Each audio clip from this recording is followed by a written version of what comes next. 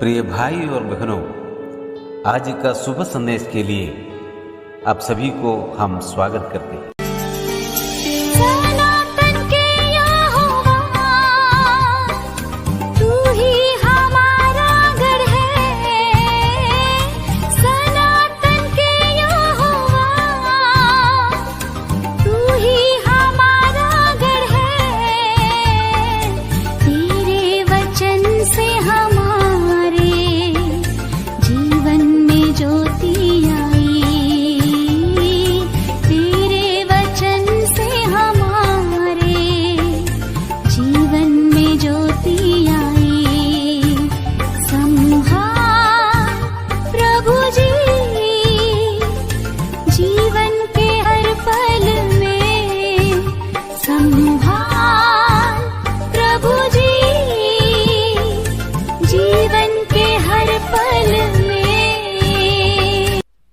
आज का संदेश परमेश्वर के दास नेल्सन थॉमस मुंबई से बांटा जाएगा।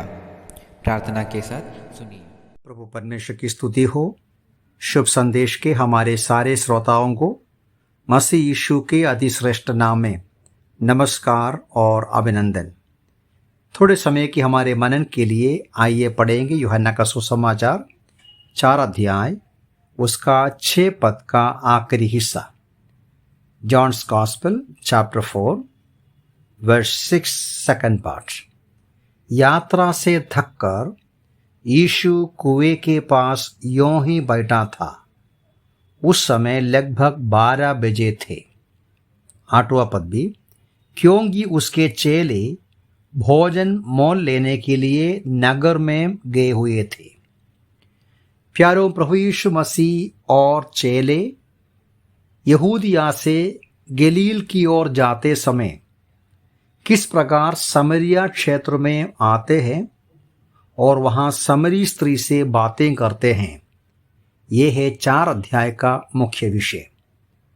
पिछले हफ्ते हमने 3 मुख्य बिंदु यीशु मसीह के बारे में यहां से देखा कि वो हमसे व्यक्तिगत संपर्क करना चाहते हैं और प्रभु यीशु मसीह अलग अलग लोगों से जब व्यक्तिगत तौर से बात किया, अपनी अपनी आवश्यकता के अनुसार, परिस्थिति के अनुसार यीशु मसीह ने उनसे बातें किया। और तीसरी बात ये देखा कि यीशु मसीह में कोई भेदभाव नहीं है। समाज जो बाउंड्री रखते हैं, उस प्रकार का कोई सीमा यीशु मसीह नहीं रखते हैं, उसमें कोई पक्षपात नहीं है। जो वचन अभी हमने पढ़ा 6 पद और 8 पद, यीशु मसीह के 3 और गुणों को, श्रेष्ठताओं को हम यहाँ से देख सकते हैं। उसमें से पहली बात यह है, 6 पद में हमने देखा कि प्रभु यीशु मसीह यात्रा से थककर कुएं के पास बैठा। उस समय लगभग 12 बजे थे। एकदम दोपहर के समय पर सफर करते हुए, चलते हुए यीशु मसीह थक गया, इसलिए वो आराम करने को बैठा। ये क्या दर्शाते हैं? ये दर्शाते हैं प्रभु यीशु मसीह का संपूर्ण मनुष्यत्व को दर्शाते हैं। जरूर प्रभु यीशु मसीह परमेश्वर है जो स्वर्ग से उतर कर आया। इस अध्याय में भी प्रभु यीशु मसीह का उस ईश्वरीयत्व को हम देखते हैं, उसका महानता जो ईश्वर के रूप में, उसका सर्वज्ञान को हम देखते हैं। जरूर यीशु मसीह परमेश्वर है, स्वयं सर्वज्ञानी है, लेकिन ये पद हमें समझाते हैं किस प्रकार जब यीशु मसीह आपके और मेरे रूप में मनुष्य का शरीर में आया, एक संपूर्ण मनुष्यत्व को अपनाया। क्योंकि हम पढ़ते हैं यात्रा से वो थक गया, वो थक गया। केवल यहाँ नहीं, और अन्य जगह में भी इस बात को पढ़ते हैं। यीशु मसीह का 33.5 साल का जीवन में वो एक साधारण मनुष्य के रूप में जीवन बिताया। वो भूखा रहा, प्यासा रहा, दुखी रहा, और वो थक जाने से वो आराम किया या सो गए। यीशु मसीह रोया, ऐसा भी हम लोग पढ़ते हैं। इब्रानियों की पत्र लिखने वाला इस प्रकार कहते हैं कि हमारा ऐसा महायाजक नहीं जो हमारी निर्बलताओं में हमसे सहानुभूति न रख सके। वो तो सब बातों में हमारे ही समान परखा गया, फिर भी निष्पाप निकला। प्यारों, हमारे प्रभु यीशु मसीह का बहुत बड़ी एक श्रेष्ठता है। परमेश्वर होते हुए भी हमारे निर्बलताओं में हमसे सहानुभूति कर सकते हैं, क्योंकि हमारा समानता में वो परखा गया।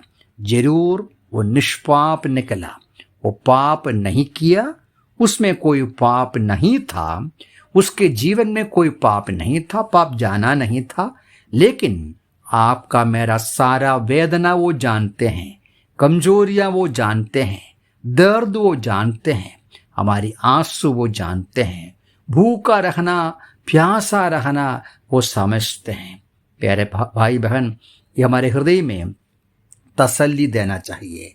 हमारा प्रभु यीशु मसीह इस वजह से वो एक संपूर्ण व्यक्तित्व है, मनुष्यत्व है उसका, इसलिए वो हमारे लिए एक परफेक्ट मीडिएटर, संपूर्ण मध्यस्थ बन सकते हैं। वो परमेश्वर को पहचानते हैं, मनुष्य को पहचानते हैं, हमारे समानता में होकर, हमारे स्थान में खड़े होकर हमारा उद्धार करता बना। वो बहुत बड़ी एक सच्चाई है। और दूसरी बात 8वां पद में पढ़ते हैं, सारे चेले यीशु को अकेला बिठाकर चले गए। कहाँ चले गए? हम पढ़ते हैं, शहर में भोजन लेने गए। यीशु मसीह के चेलों ने यीशु को बिठाया। अब अंदाज कीजिए, आपके अंदर अंधकरण में हमारे अंदर की आंखों से देख लीजिएगा, यीशु मसीह उस समरिया देश के सुखार शहर के गांव के बाहर जो कुआं होते हैं, वो कुआं के समीप अकेला बैठा हुआ यीशु मसीह, स्वर्ग से उतर कर आया हुआ परमेश्वर का पुत्र, इतना महान श्रेष्ठ यीशु मसीह को अकेला बिठाकर वे चले गए। ये छोटी सी बात नहीं है, ये सही बात है कि वे भोजन लेने गया, लेकिन एक भी व्यक्ति यीशु के साथ नहीं रहा, नहीं बैठा। प्रभु यीशु मसीह बाद में भी इस प्रकार उनसे कहते हैं, यूहन्ना का सुसमाचार उसका 16वां अध्याय का 32वां पद में ऐसा कहते हैं कि देखो वो घड़ी आ रही है, बल्कि आ पहुंची है कि तुम तिधर बिधर होकर अपने अपने घरों को चले जाओगे, मुझे अकेला छोड़ देंगे, फिर भी मैं अकेला नहीं हूं, क्योंकि पिता मेरे साथ है। यीशु मसीह को मालूम था कि एक दिन आएगा, उसको पकड़ा जाएगा, सूली का मृत्यु का सामना करना पड़ेगा, तब भी ये चेले भाग जाएंगे। प्यारों, हमें भी एक सबक मिलते हैं। प्रभु यीशु मसीह क्या बोला? मैं अकेला नहीं, मेरे साथ मेरा पिता परमेश्वर, तुम लोग मुझे छोड़कर जाएंगे। आज भी आप और मैं ये सामना कर सकते हैं, सब लोग छोड़ देगा, लेकिन मन में रखिए परमेश्वर हमारे साथ है। हमारा मन निरुत्साहित, हमारा मन ठंडा नहीं होना चाहिए, निराश नहीं होना चाहिए। परमेश्वर हमारे साथ हमेशा है। तीसरी बात यह है कि यीशु मसीह इतना थका हुआ, इतना टायर्ड, इतना प्यासा, वो समरी स्त्री से बात करना शुरू करते हैं। अब ध्यान से देखिएगा, नीचे पढ़कर जाएगा तो यीशु ने उनसे पूछा, मुझे थोड़ा पानी पिलाना, लेकिन वो बातचीत इतना लंबा हो गया। हम नहीं पढ़ता कि यीशु मसीह पानी पिया, हम नहीं देखता कि वो स्त्री उसको पानी दिया या पानी पिया।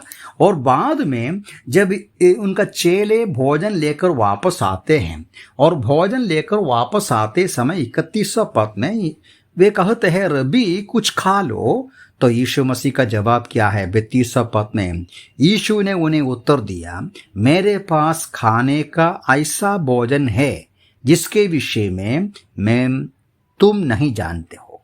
मतलब यीशु मसीह को प्यासा था, वो टायर्ड हो गया था, थक गया था, लेकिन समरी स्त्री से उनका आध्यात्मिक जीवन के बारे में, उनका आध्यात्मिक जीव संतृप्ति के बारे में, उनका पाप के बारे में समझाना, उनको आनंद जीवन की बातें समझाना और आनंद जीवन देने वाला उस जीवन का जल के बारे में समझाना, ईश्वरीय बातें समझाना जब शुरू किया, उनका थकावट भूल गया, वो प्यासा है वो भूल गया, वो पानी नहीं पिया, खाना भी नहीं का बोला ये खाना से बढ़कर, ये भोजन से बढ़कर मेरा एक भोजन है। वो क्या है?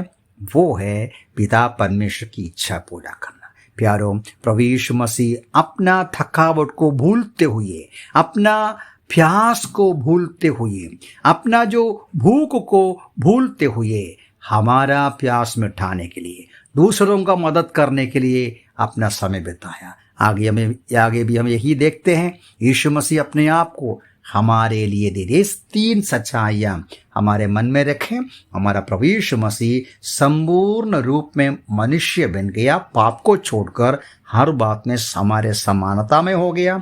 और यीशु मसीह को प्रेरित लोग अकेला छोड़ा, लेकिन वो निराश नहीं हो गए और यीशु मसीह थक जाने के बावजूद भी और दूसरों का मदद करना, आध्यात्मिक आशीषें देना, सुसमाचार सुनाना, उसमें वो संतृप्ति पाया, उसमें वो भोजन और शारीरिक जो थकावट से बढ़कर वो अपना समय को परमेश्वर का सुसमाचार दूसरों को सुनाने के लिए दे दिया। ये तीनों सच्चाइयों पर हम अमल करें, विचार करें और इस प्रभु यीशु मसीह के पास हम पहुँचें, उसका प्रेम करें, उसके समीप आकर उनसे हमारा सारा संकट को, सारी वेदना को बताएं। इसके पीछे होले प्रभु इस वचन से हम सबको सहायता करें। प्रभु के नाम की